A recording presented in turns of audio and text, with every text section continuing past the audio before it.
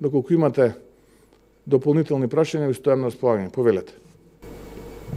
Освен нереализирањето на буџетот, немањето на капитални инвестиции, постојат информации дека во владата на СДСМ има злоупотреби на парите од европските фондови. Имате ли вие вакви информации? Имаме информации за злоупотреби, меѓу другото, и на европските фондови, но истовремено имаме информации и за друг тип на злоупотреби од страна на високи функционери на СДСМ, не само во владата, туку и во институциите надвор од владата. Се проверуваат луѓето кои што сведочат, кои што ги доставуваат тие информации, се разбира, одговорно ги препраќаме кон соодветните институции, во случајот тоа е Државното јавно обвинителство, но доколку видиме дека долго време ќе нема реакција од страна на Државното јавно обвинителство, тогаш како одговорна политичка партија, имајќи предвид на јавниот интерес, сите овие информации ќе ги споделиме со јавноста. Значи имате информации дека Имаме информации, да. Да, се работи за милионски криминал, за тоа прашувам. Господине Мишковски, како ќе го прокоментирате изборот на новата министерка за финанси? Јас тоа го прокоментирав и кроз еден мој статус на социјалните мрежи. Навистина, не можам да се изначудам на незината храброст да биде потписник на желбите на дуото Заев и Ангјушев, а се со цел да остане што подолго оваа политичка каста, која што е втурна Македонија, онаму каде што денеска се наоѓа, понижена, омаловажена, опустошена и осиромашена.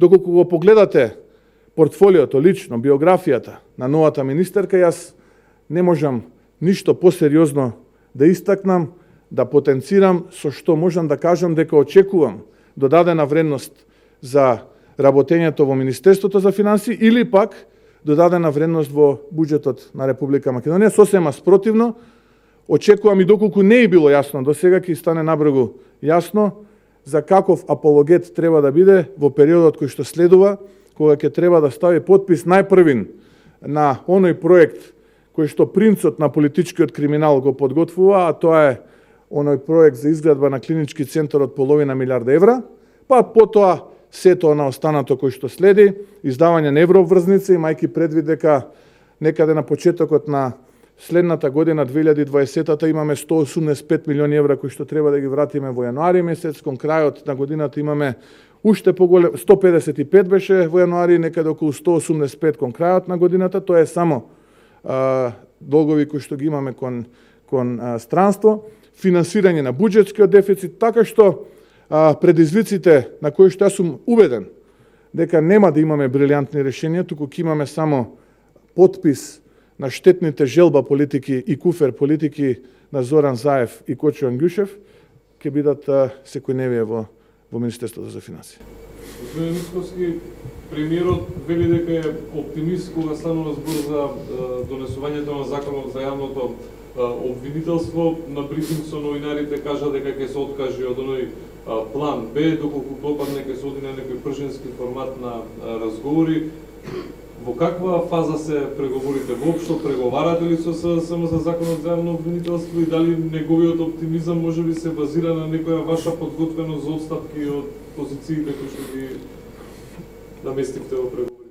Да, толку невистини се слушнати на тие брифинзи, официјални и неофицијални, што можеби човек и не треба да ги коментира, но во интерес на јавноста и во интерес на функцијата, нели, на Зоран Заев, потребно е да дадем одговори и на таков тип на невистини, како што беа голем број невистини на тој искажање на тој последен негов брифинг. Но што се однесува до законот за јавно обвинителство, вистина е дека се преговара, дека работните тимови преговараат, работат, да оставиме простор да преговорите течат, кога ќе имаме нешто поконкретно, тоа ќе го соопштиме на македонската јавност. Истовремено и за сите оние закони за кои што ВМРО ДПМН имаше сосема спротивни мислења во однос на мислењата кои што ги имаше СДСМ. Како го коментирате вие планот Б доколку не се постигнат? Планот Б е правно погрешен и тоа е само во услуга на неправдата, односно се прави услуга на неправдата во Република Македонија.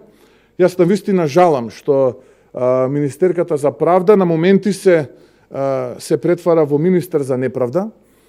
И човек толку полн со омраза и гнев кон ВМРО ДПМН и опозицијата, јас не сум сретнал до сега, па дури и да бил тоа висок представник или активист од редовите на СДСМ, што во секој поглед гледа да ги минира преговорите, конкретно за законот за јавно обвинителство, и практично таа е основната пречка што можеби до сега тие преговори не завршија, бидејќи нашата позиција е јасна и се темели на право и обезбедување правда и правдина безусловна за сите во Република Македонија, без разлика на политичката припадност, без разлика дали се тоа од ВМРО, ДПМН, СДСМ, ДУИ или други политички партии. Тој што се огрешил пред законите и посрамотил пред граѓаните, треба да сноси одговорност низ еден фер, транспарентен судски процес, за да има можност да се докажува дали е виновен или невин. И на крајот од тој судски процес ќе има конечна одлука. Додека пак незината позиција е исклучиво политичка со една цел, пресметка со ВМРО ДПМН. Во такви услови ние не можеме да ги доближиме ставовите. Кога ќе збориме за право и кога ќе збориме за закони, кога ќе збориме за устав, правдина без исклучок, тука сме и подготвени сме да се договориме.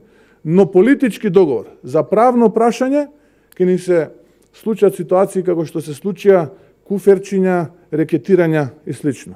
Ние мора да најдеме правно решение за правен проблем. Дали сте оптимист дека ќе го најдете? Не успеав да ве сватам и од двата одговора. Има ли оптимизам кај вас дека ќе се најде решение? Јас не би изборувал со речникот има или нема оптимизам. Јас бев прилично јасен и прецизен и реков работните тимови преговараат. Нашата позиција е принципиелна, се темели на почитување на уставот, законите, во насока и во согласно со правото и правдина без исклучок за секого.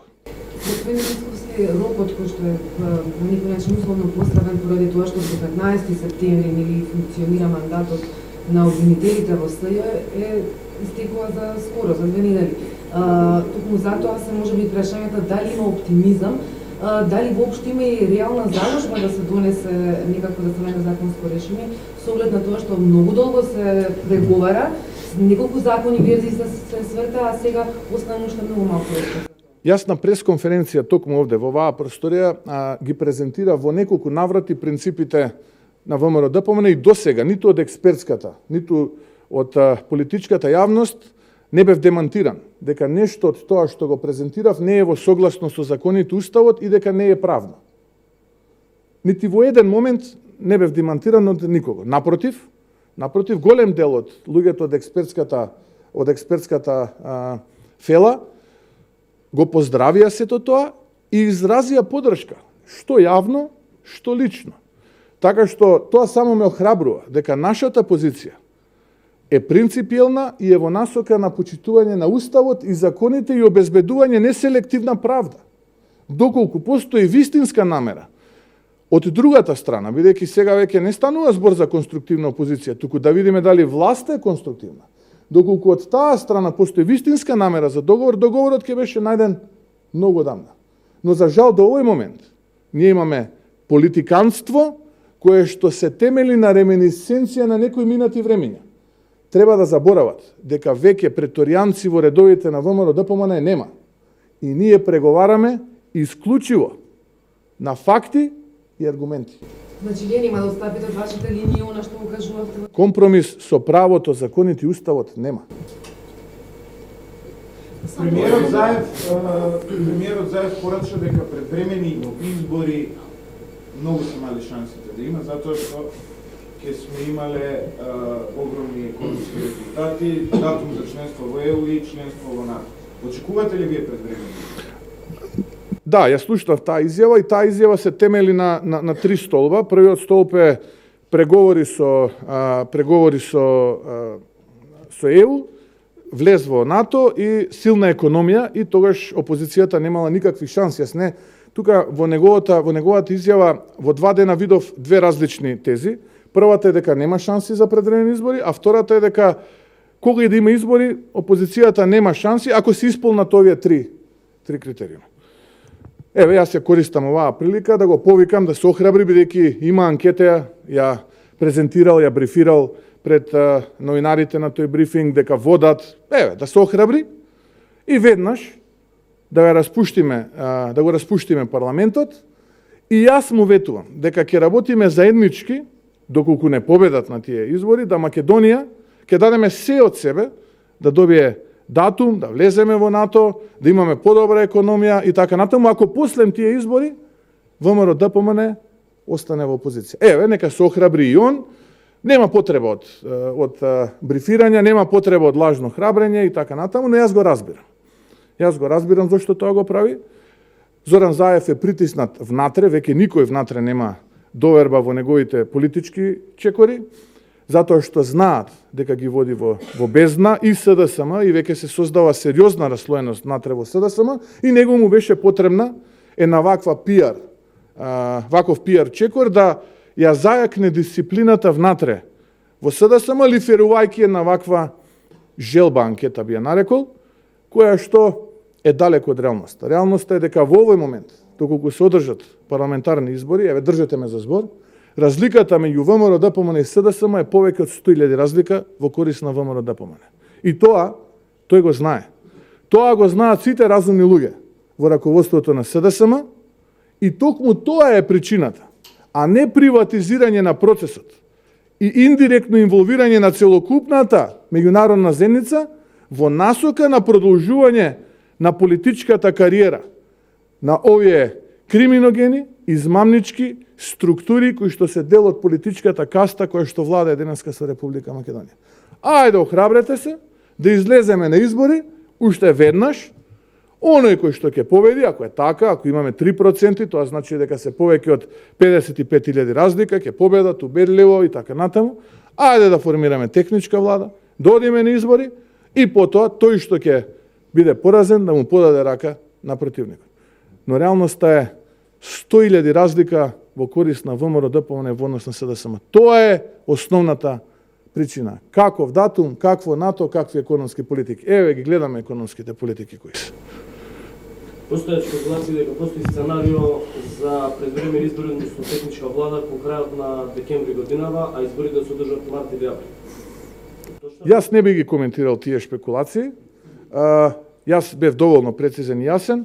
Избори веднаш се потребни за да Македонија и тргне. Затоа што потребно е најпрвен обнова на Македонија, а потоа и развој. Ова што е денеска секојдневие, нити има некаква врска со обновата, нити пак ќе има некаква основа да се развива нашата татковина Република Македонија. Колеги, ви благодарам. И благодарам.